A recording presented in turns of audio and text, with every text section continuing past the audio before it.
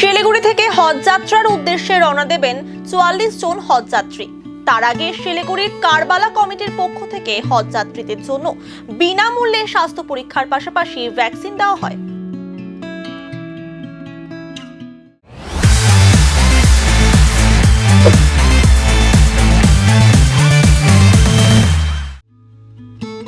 এই যাত্রায় ১৬ জন পুরুষ এবং ২৮ জন মহিলা যাচ্ছেন।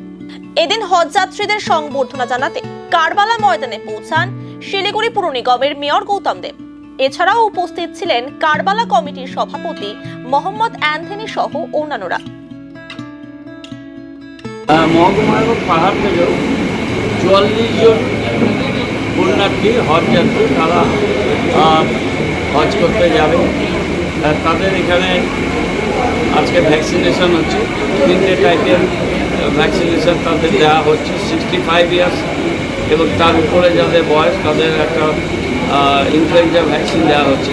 তারপর আরও 2টো ভ্যাকসিন এবং ওরাল এদের পোলিও ওষুধও দেওয়া হচ্ছে।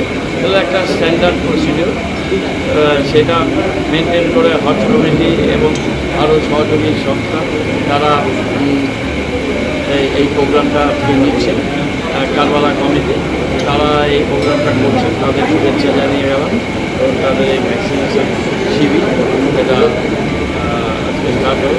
সবাই ভালোভাবে সুস্থভাবে হজ করে 9 তারিখে হজ করে তারা ফিরে আসে। প্রোগ্রাম হচ্ছে স্বাস্থ্য দপ্তর ওয়েস্ট বেঙ্গল গভর্নমেন্টের তরফ থেকে আমরা কারবালা ইন্তেজামা কমিটি আমরা এখানে অর্গানাইজ করেছি। ভ্যাকসিন তো গভর্নমেন্ট তরফ থেকে আমরা জাস্ট ওটাকে কীভাবে অর্গানাইজ করতে আমরা করেছি, যেন হজ যাত্রী যারা যাচ্ছেন ওনাদের যে ভ্যাকসিনেশন প্রোগ্রাম হয় এই প্রোগ্রামটা এখানে চলছে। এখানে সুবিধা ওদের ভ্যাকসিনেশন, তাছাড়া আমাদের কমিটি দপ্তরের কাছে আমরা যা একটু উপহার করছি আমরা, এবং আমরা দোয়া প্রার্থনা করছি ওনাদের সঙ্গে, কেন যেন আমাদেরকেও আল্লাহ ওখানে ডাকছে, এটাই আমরা হচ্ছে মুক্তার।